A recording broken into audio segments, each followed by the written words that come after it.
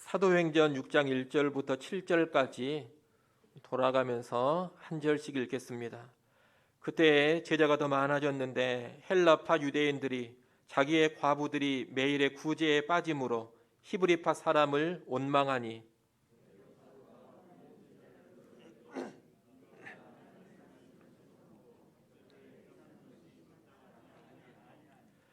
형제들아, 너희 가운데서 성령과 지혜가 충만하여 칭찬받는 사람 7을 택하라. 우리가 이 일을 그들에게 맡기고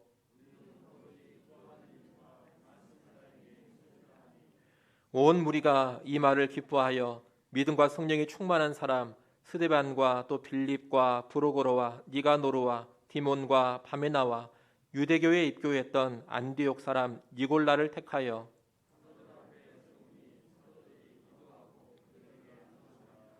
같이 봅니다. 하나님의 말씀이 점점 왕성하여 예루살렘에 있는 제자의 수가 더 심히 많아지고 허다한 제사장의 무리도 이 도에 복종하니라. 아멘. 다음 주일에 우리 교회 직분자 선출이 있습니다. 장로님 2분, 안수 집사님 1분, 그리고 권사님 6분을 피택을 하려고 합니다. 교회에 있어서 이 직분자 선출이 참 중요합니다. 직분자 선출하는 과정에서 문제가 생겨 교회가 소란스러워지는 경우도 있고 또 적합하지 않은 사람을 직분자로 세워가지고 후에 교회에 큰 짐이 되는 경우도 있습니다. 그러니 직분자를 선출하는 과정도 은혜롭게 진행이 되어야 하고 또 선출되는 직분자들도 그 직분에 합당한 자격을 갖춘 사람이어야 할 것입니다. 그렇게 하려면 우리가 직분자 선출에 관한 성경의 원리를 잘 알고 그 원리대로 순종을 해야 합니다. 언제나 성경대로 해야지만 문제가 없고 결국 유익이 되기 때문입니다. 우리가 오늘 읽은 본문은 예루살렘 교회 안에 발생한 구제로 인한 원망의 문제를 해결해가는 장면입니다. 이 문제를 해결해 가면서 직분자를 선출하게 되는데 신약교회 최초의 직분자 선출이라고 말할 수가 있겠습니다. 우리가 여기에서 직분자 선출에 관한 몇 가지 원리를 배워볼 수가 있습니다. 그래서 우리는 오늘 본문을 통하여서 직분자 선출에 관한 몇 가지 원리를 좀 살펴보려고 합니다. 구체적으로 직분자는 왜 세우는가? 직분자는 누구를 세워야 하는가? 그리고 직분자는 어떻게 세워야 하는가? 이런 내용들을 살펴보도록 하겠습니다. 첫째, 직분자는 왜 세우는가입니다. 여러분, 교회가 직분자를 왜 세웁니까?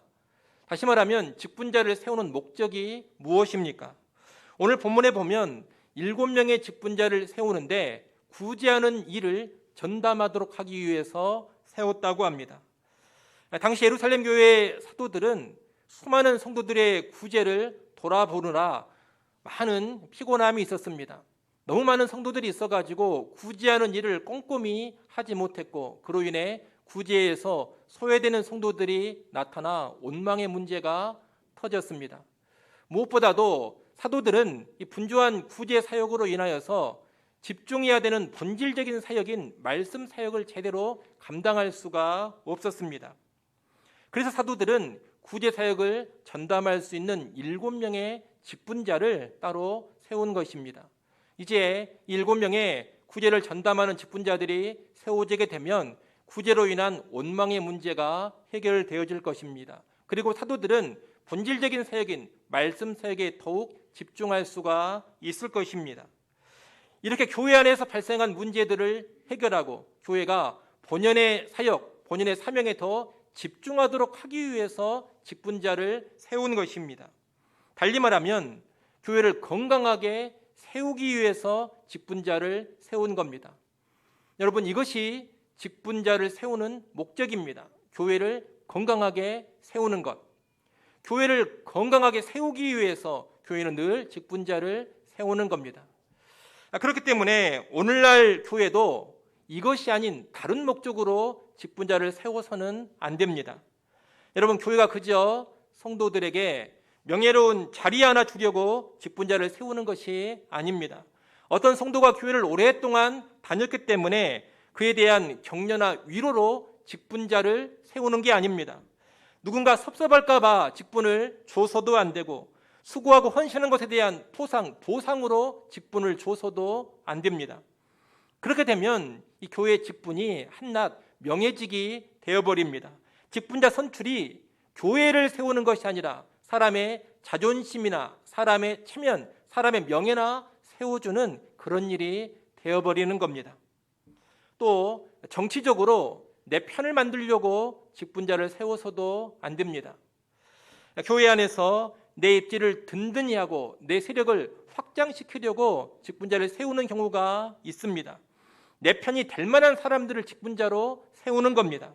그렇게 되면 직분자 선출을 통해 교회를 세우는 것이 아니라 오히려 교회를 무너뜨리는 파당을 만들어 가는 것입니다. 그런 모습이 있어서도 안 됩니다. 또한 교회에 필요한 재정을 마련하려고 직분자를 세워서도 안 됩니다. 간혹 교회에 돈이 필요하니 직분자를 세워 임직원금을 걷어서 그 돈을 채우려고 하는 경우가 있습니다. 돈 때문에 직분자를 세운다면 이 또한 문제입니다. 돈 때문에 직분을 남발한 교회가 어떻게 건강하게 설 수가 있겠습니까?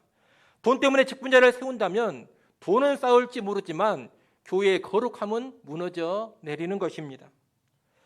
여러분, 교회 직분자를 비성경적인 목적으로 세우면 안 됩니다.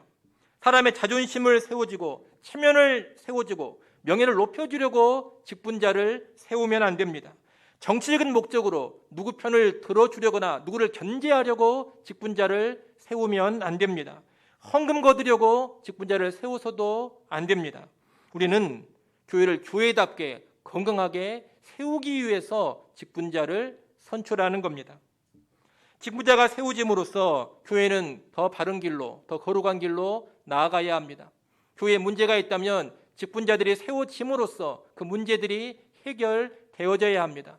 직분자가 세워짐으로써 교회가 본연의 사명에 더욱더 집중하고 하나님을 기쁘시게 해드릴 수 있어야 합니다.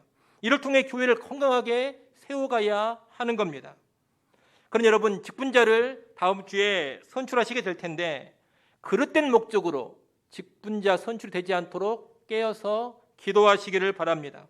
왜 직분자를 선출하는가? 이것을 명확히 아시고 기도하는 가운데 그 목적에 합당하게 직분자를 선출하시기를 소원합니다. 더불어 다음 주가 되면 이제 선출된 직분자들이 있게 될 텐데 선출된 직분자들도 늘 무엇을 기억해야 되느냐? 나는 교회를 건강하게 세워야 하는 사람이다. 이것을 기억해야 합니다. 안타깝게도 오늘날 직분자들로 인해서 교회가 세워지는 것이 아니라 무너지는 경우가 정말로 많습니다. 직분자들이 교회의 문제를 해결하기는커녕 오히려 문제를 일으킵니다. 직분자들이 불평과 원망을 잠재우는 것이 아니라 오히려 직분자들이 주도해서 불평과 원망을 만들어갑니다. 직분자인 목사와 장로가 서로 다투고 당회와 안수집사들이 서로 다투면서 교회의 평안이 깨져버리는 일이 비일비재합니다. 직분자들 때문에 교회가 갈등에 휩쓸리고 쪼개지는 일이 한두 건이 아닙니다. 그래서 복음의 빛을 가려버리고 복음을 전파하고 복음을 계승해야 하는 교회의 사역이 무너지는 일이 얼마나 많은지 모릅니다. 여러분, 문제 있는 교회들을 보십시오. 또 우리 교회가 문제 있을 때를 보십시오. 교회가 흔들리고 깨지는 것은 10중 8구 누구 때문이냐? 직분자들 때문입니다. 무슨 초신자들 때문에 교회가 흔들리는 일이 없습니다. 교회 안에 직분 가지고 있지 않는 일반 성도들 때문에 교회가 분란에 휩쓸리는 일이 없습니다. 언제나 누구 때문이냐? 목사 때문이요, 장로 때문이요, 안수집사들 때문이요, 권사들 때문입니다. 중직자들 때문에 교회가 소란스러워지고 힘들어진다는 겁니다. 이런 부정적인 일들은 직분자들이 자기가 왜 세워졌는지를 망각하기에 벌어지는 일들입니다. 여러분, 부엌칼은 왜 있습니까? 부엌칼은 요리하라고 있는 겁니다. 맛있는 요리를 만들어서 가족들을 잘 섬기라고 있는 겁니다. 그런데 그 부엌칼로 가족을 베고 가족을 찌르면 되겠습니까? 횃불은 길을 밝히라고 있는 겁니다. 그런데 그 횃불을 가지고 다니면서 집집마다 불을 지르고 있으면 되겠습니까? 마찬가지로 직분이라는 것은 왜 있습니까? 직분은 교회 성도들을 섬기고 교회를 세우라고 있는 겁니다. 그런데 직분자가 직분을 바꿔서 교회를 흔들고 무너뜨리고 있다면 부엌칼로 가족을 베고 찌르는 것과 다르지 않습니다. 횃불을 가지고 다니면서 불 지르고 다니는 일에 지나지 않는다는 겁니다. 이렇게 행한다면 그는 직분자가 아닙니다. 그는 살인자요 파괴자에 지나지 않습니다. 그런 사람에게 준엄한 하나님의 심판이 임하는 겁니다. 여러분, 직분은 교회를 세우라고 주어진 것이요, 직분자는 교회를 세워야만 하는 사람입니다. 이를 명심하시고 직분자로 선출되는 분들은 내가 어떻게 하면 교회를 더 건강하게 잘 세울 수 있을까, 여기에 집중하시기를 바랍니다. 둘째로, 누구를, 어떤 사람을 직분자로 세워야 하느냐입니다. 한마디로 직분자의 자격인데 어떤 자격을 가진 사람을 직분자로 세워야 합니까? 오늘 본문 3절에 보면 사도들이 제시한 직분자의 자격이 나옵니다. 3절 상반절 말씀을 여러분 한번 보십시오.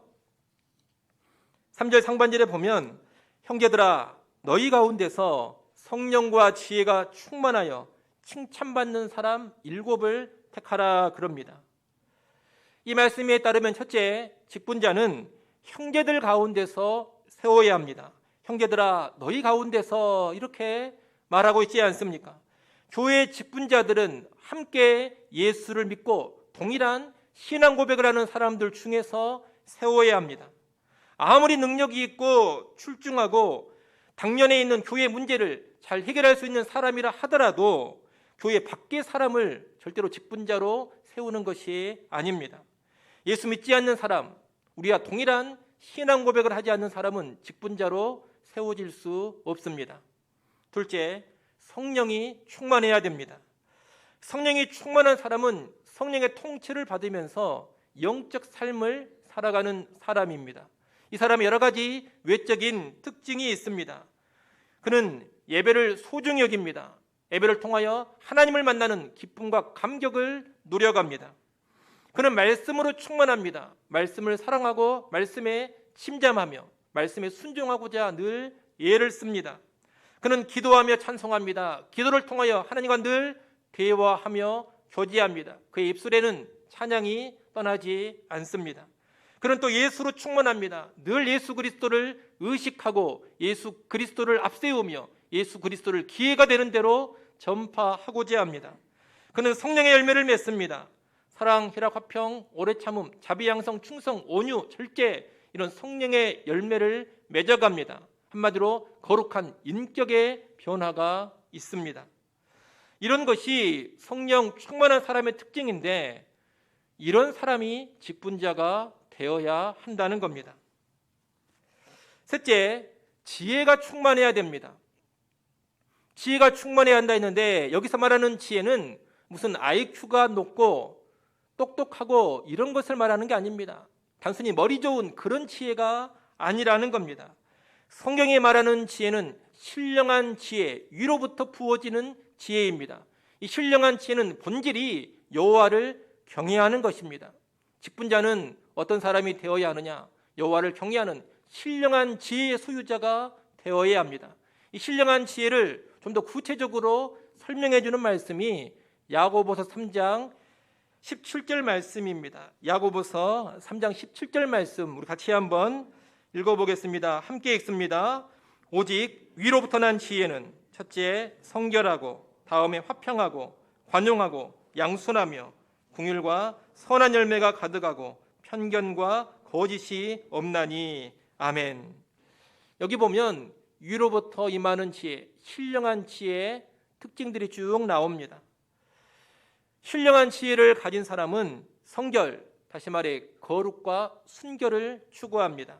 또 분쟁과 다툼이 아닌 화평함을 추구합니다. 남의 허물을 들추어내기보다는 넓은 마음으로 관용합니다. 용납하고 감싸준다는 겁니다. 그는 양순합니다. 성격이 거칠지 않고 순하다는 겁니다. 힘들고 어려운 사람들을 불쌍히 여길 줄을 압니다. 그의 삶 가운데 선한 열매가 가득합니다. 한 면만 보고 판단하거나 치우치는 그런 편견에 사로잡히지 않습니다. 거짓 없이 정직합니다. 이것이 성경이 말하는 위로부터 난 지혜자의 모습입니다. 이런 지혜를 갖춘 사람이 직분자의 자격이 있습니다. 넷째, 칭찬 듣는 사람이어야 합니다. 칭찬을 듣는다는 것은 단지 인기가 많다 이런 뜻이 아닙니다. 앞서 말씀드린 것처럼 성령과 지혜가 충만해서 그 결과로 공동체가 인정해 주는 것을 의미합니다. 한두 명이 인정하는 것으로 안 됩니다. 아버지가 인정해 주고 어머니가 인정해 주고 형제가 인정해 주고 이런 가족이 인정해 주는 것만으로도 안 됩니다. 전반적인 교회 구성원들이 그 사람을 인정해 줘야 합니다.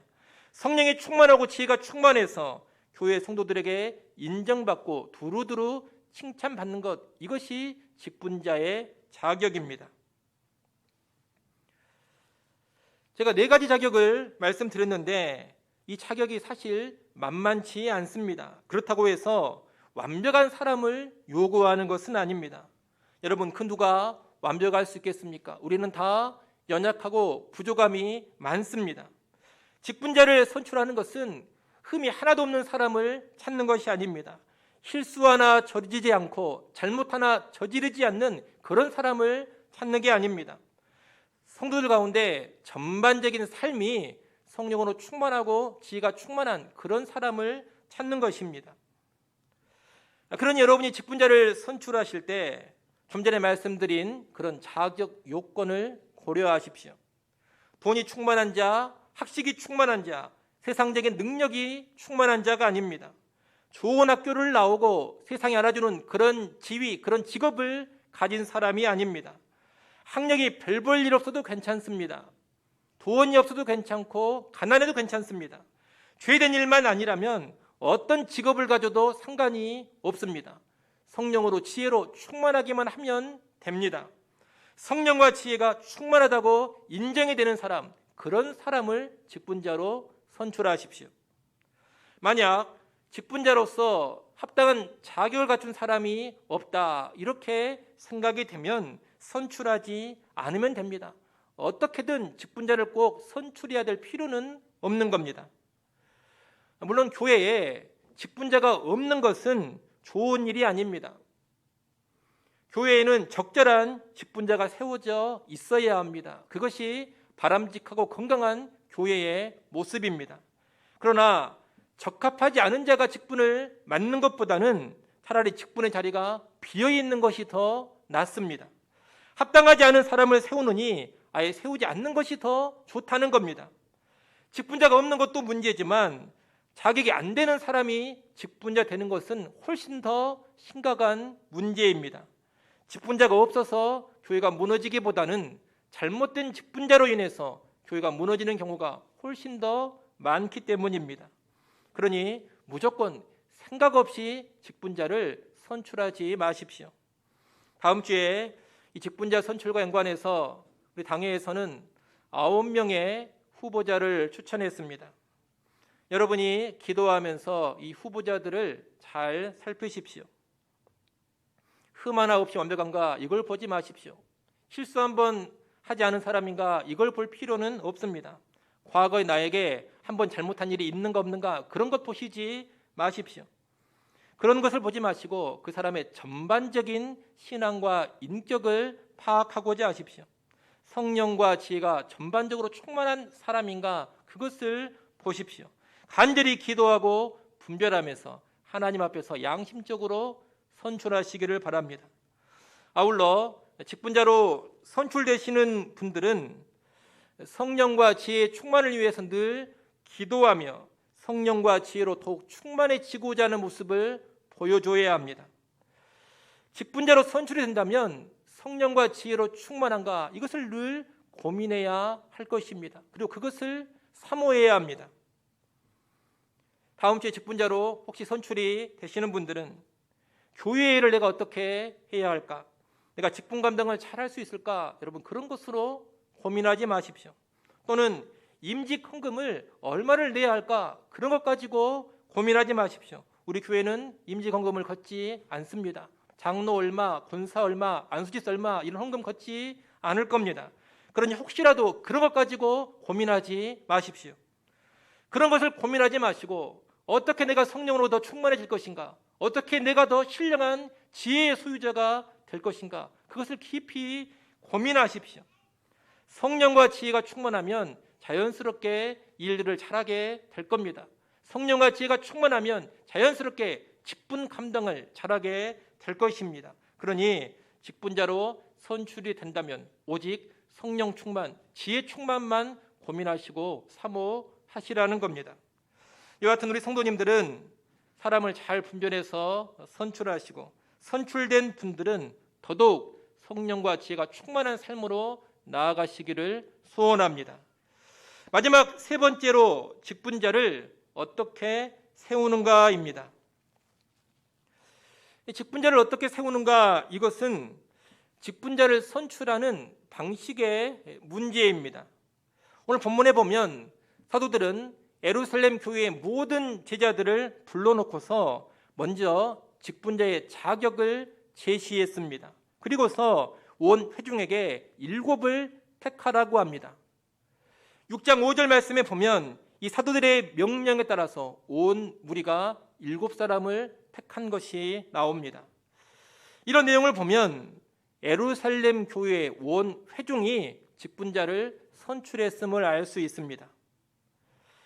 여러분 생각해 보십시오. 베드로를 비롯한 이 사도들 12사도가 어떤 사람들입니까? 이들은 대단한 권위를 가지고 있는 사람들입니다. 아주 출중한 카리스마가 있습니다. 이들은 예수 그리스도께서 직접 임명해서 세운 사람들이요, 교회의 터가 되는 사람들입니다. 오늘날 교회의 목사와는 비교도 안 되는 그런 높은 수준의 권위를 가지고 있는 사람들이라는 겁니다. 천주교에서 교황을 최고의 권위자로 떠받드는데 그런 교황과도 비교가 안 되는 분들이 12사도입니다. 이 정도 되는 사람들이라면, 이 정도 되는 사도들이라면 그들이 직접 직분자를 지명해서 세워도 될 것 같습니다. 사도의 권위를 가지고서 예루살렘 교회 안에 누구를 직분자로 세우겠다, 이렇게 지명할 수 있다는 겁니다. 그렇게 하더라도 당시 예루살렘 교회에서 이 사도들의 뜻, 사도들의 의사를 반대할 사람이 하나도 없을 겁니다. 하지만 사도들은 그렇게 하지를 않습니다. 사도들은 직분자의 자격만을 제시합니다. 그리고 선출은 누가 하도록 합니까? 온 회중이 하도록 합니다. 오늘 본문만이 아니라 사도행전 14장 23절에서도 같은 모습이 나옵니다. 사도행전 14장 23절 말씀을 한번 보겠습니다.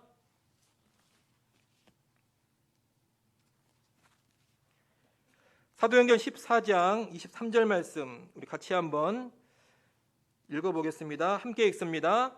각 교회에서 장로들을 택하여 금식 기도하며 그들이 믿는 주께 그들을 위탁하고. 아멘. 이 말씀은 1차 전도여행 당시에 사도 바울과 바나바가 직분자들을 세운 내용입니다. 그런데 여기 장로들을 택하여라는 단어가 나오는데 이 택하여라는 단어는 어떤 뜻을 가지고 있는 단어냐? 회중이 직접 선출하여 세운다, 이런 뜻을 가지고 있는 단어입니다. 회중의 장로들을 사도 바울이 지명한 게 아니라는 겁니다. 회중이 직접 선출하는 과정을 거쳤다는 겁니다. 여러분, 이 교회들은 바울과 바나바가 직접 전도해서 세운 교회들입니다. 대단한 영향력을 가지고 있습니다. 하지만 그 교회의 장로들을 바울과 바나바가 지명하여 세우지 않습니다. 회중에 선출한 사람들을 장로로 임명을 했습니다. 그래서 우리는 신약 교회에서 직분자를 선출하는 기본적인 원리는 원 회중이 직접적으로 선출하는 것이다, 이렇게 보는 겁니다. 교회의 터가 되는 12사도가 그렇게 했고 사도 바울도 그렇게 했기 때문입니다.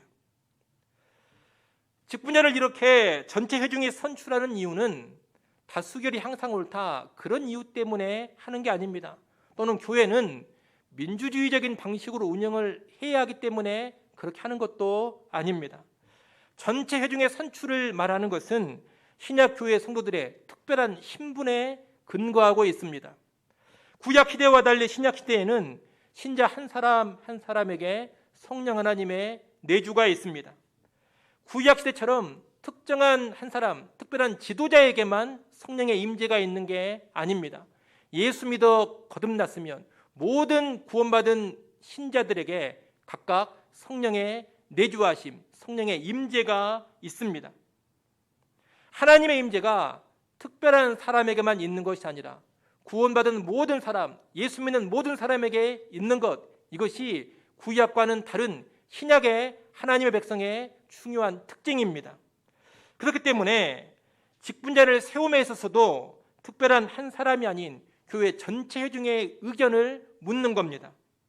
교회 성도들 한 사람 한 사람에게 성령 하나님의 내주가 있고 그 성령 하나님의 인도하심이 있다고 믿기 때문입니다.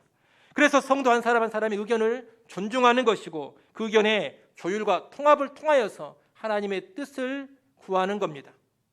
이런 원리 가운데 신약교회는 회중 전체의 선출을 통하여서 늘 직분자를 세웁니다.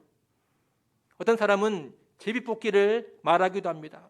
제비뽑기가 하나님의 뜻이 온전히 구현되는 방법이 아니냐 그럽니다. 하지만 그렇지 않습니다. 여러분, 제비뽑기는 오순절 성령 강림 이후로 성경에 한 번도 등장하지 않습니다.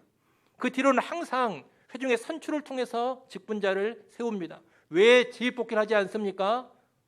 이제 성도들 한 사람 한 사람에게 성령의 내주가 있기 때문에 그런 구약적인 방식이 필요가 없는 겁니다. 오순절 성령 강림 후로는 그런 방식을 교회가 추구할 필요가 없습니다. 제비뽑기보다 온 회중의 선출이 훨씬 더 하나님의 뜻을 잘 구현해 가는 방식이라는 겁니다. 아울러 회중의 직접 선출로 다 끝나는 것도 아닙니다. 선출된 이들을 어떻게 합니까? 6절 말씀을 보십시오. 사도들 앞에 세우니 사도들이 기도하고 그들에게 안수하니라, 이렇게 되어 있습니다. 회중이 선출했다고 해서 바로 직분을 감당한 것이 아닙니다. 선출된 이들을 사도들 앞에 세우고 사도들이 기도하고 안수했습니다. 이것은 공적인 임직을 행한 것입니다. 이 공적인 임직을 통해서 진정한 직분자로 세워져 직분을 감당해 가는 겁니다. 그래서 우리도 직분자를 회중이 선출하고서 그 다음에 뭘 합니까? 교회에서 공적인 임직식을 합니다. 선출되었다 해서 바로 장로가 되는 게 아니고 선출됐다고 바로 안수집사, 바로 권사가 되는 게 아닙니다. 교회의 공적인 임직을 거친 후에 장로, 안수집사, 권사가 되는 겁니다. 이 방법을 쭉 말씀드렸는데 정리하면 사도들이 제시한 자격 기준에 따라서 온 회중이 선출을 하고 교회의 공적 임직을 거친 후에 직분을 감당하게 하는 것입니다. 이것이 성경이 가르쳐주는 직분자를 세우는 방식입니다. 이를 잘 아시고 직분자를 선출하고 세우는 이 방식에 있어서도 성경의 가르침을 잘 따라가는 우리가 되기를 바랍니다. 이제 말씀을 정리하겠습니다. 우리가 오늘 직분자를 왜 세우는가, 누구를 세우는가, 어떻게 세우는가, 이런 내용들을 살펴봤습니다. 다음 주에 있을 직분자 선출을 앞두고 이 내용들을 다시금 묵상하시기를 바랍니다. 우리는 교회를 건강하게 세우기 위해서 직분자를 선출합니다. 우리 성도들 가운데 성령과 지혜가 충만하다고 인정받는 사람들을 선출합니다. 성령의 내주가 있는 온 성도들이 직접 선출해서 공적으로 임직하여 세울 것입니다. 이런 내용들을 잘 기억하시고 한 주간 간절히 기도하며 다음 주 직분자 선출에 임하시기를 바랍니다. 성도님들은 내주하시는 성령님의 인도를 받아가시며 후보자들을 잘 분별하십시오. 또 후보자들은 한 주간 더욱더 근신하여 깨어 있으십시오. 내가 직분자로 선출이 될 수도 있고 안 될 수도 있습니다. 이게 중요한 게 아닙니다. 어찌됐건 이 과정을 통해 교회가 더 건강하게 세워지는 일에 집중을 하십시오. 온 성도가 깨어서 기도하는 가운데 직분자를 선출하는 이 과정 자체가 교회를 은혜롭게 세워가는 일이 되기를 바랍니다. 아무쪼록 직분자 선출을 통해서 우리 교회가 더 풍성한 하나님의 은혜 받아 누리기를 간절히 소원합니다. 기도하겠습니다. 하나님 아버지, 다음 주에 직분자 선출이 있게 됩니다. 그 직분자 선출이 은혜롭게 진행되게 하여 주시옵소서. 온 성도들이 깨어 기도하는 가운데 직분자를 선출하게 하시고 합당한 사람들이 직분자로 선출되게 하여 주옵소서. 성령과 지혜가 충만한 사람들이 직분자로 세워지게 하시고 선출된 이들은 더욱더 성령과 지혜로 충만해지게 하여 주옵소서. 이 직분자 선출을 통해서 우리 교회가 더 건강하게 세워져 가게 하여 주옵소서. 예수님의 이름으로 기도드리옵나이다. 아멘.